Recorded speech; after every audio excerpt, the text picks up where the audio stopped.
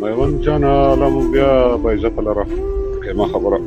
ما اورېدله ما خو څوک خبر کړي نه دي ملګریا د شپې پیښه شوې ده نو پوهېږم چې دا عکسونه په روغتون والا اخیستي یا د بل مدرکه سره پیدا کړي دي هېڅوک نه دي خبر کړي تاسو خبر شوي نو دا مو ځیرکتیا کړې ده تاسو ځیرکتیا هم مننه د باور کا ستونزه به تر دې حده پورې و چې د لاسونه مې د ګوتو نه پورته د لاسونه مې کاږه شول تر څنګلو پورې دا لاسونه مې کاږه شول بیا مې زوی راوغوښتلو ما سره و دا یو زوی و ناوخته مو دا یو راسره و هغه ته مې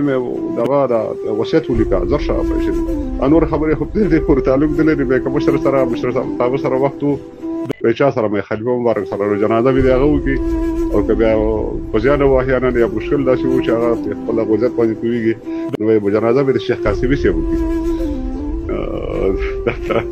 تر دې پورې دا خبره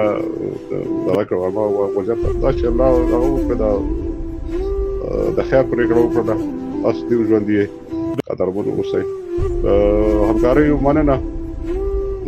مېوند صاحب قدرمن اوسئ نو زه فکر کوم چې ما هغه د میاشتنی دغه وخت هم پوره شوی دی که تاسو سره دغه و ده توان و صاحب مستقو نشته یې په خپل ځای باندې